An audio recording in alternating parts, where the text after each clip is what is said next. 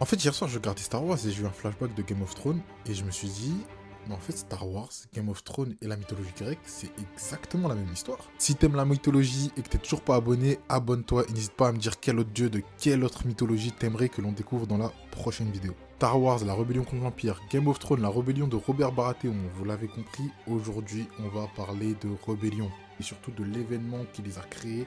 J'ai nommé la Titanomachie. La Titanomachie, c'est le récit du premier bouleversement politique de la mythologie grecque. C'est une guerre qui dure 10 ans, qui oppose les anciens maîtres de l'univers, les Titans, menés par Chronos, à leurs enfants les Olympiens, menés par Zeus. Tout va commencer par une prophétie. Chronos, qui a détrôné son propre père Ouranos, apprend qu'il sera renversé par l'un de ses enfants. Hestia, Déméter, Héra, Hadès, Poséidon et Zeus. Pour éviter tout ça, il décide donc de les dévorer dès leur naissance. Cependant, son épouse Rhea parvient à sauver Zeus en donnant un caillou à la place à Chronos.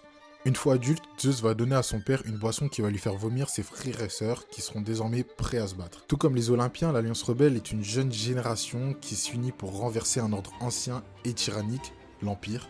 Zeus est comme le Luke Skywalker de l'Olympe, c'est le fils caché qui revient pour affronter son père et libérer ses frères et sœurs de la pression paternelle. La guerre entre les deux forces va durer 10 ans et semble sans issue jusqu'à ce que Zeus libère des précieux alliés dans les profondeurs de l'enfer, le Tartare. Il va commencer par libérer les Cyclopes qui, en remerciement, vont forger les armes iconiques des dieux que l'on connaît tous, comme la foudre de Zeus, ou encore le trident de Poséidon. Puis ensuite il va libérer les Hécatonchires, qui sont des géants aux 100 bras et 50 têtes. Accablés par toute cette puissance, les titans vont être écrasés.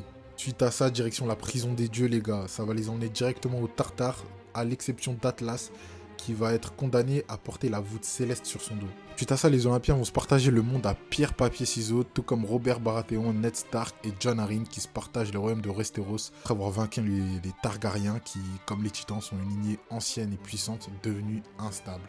Par la suite, Zeus obtint le ciel, Hadès le monde souterrain et Poséidon la mer. Et si tu veux comprendre pourquoi les dieux ont failli tout perdre juste après contre les géants, abonne-toi pour pas louper l'épisode sur la gigantomachie.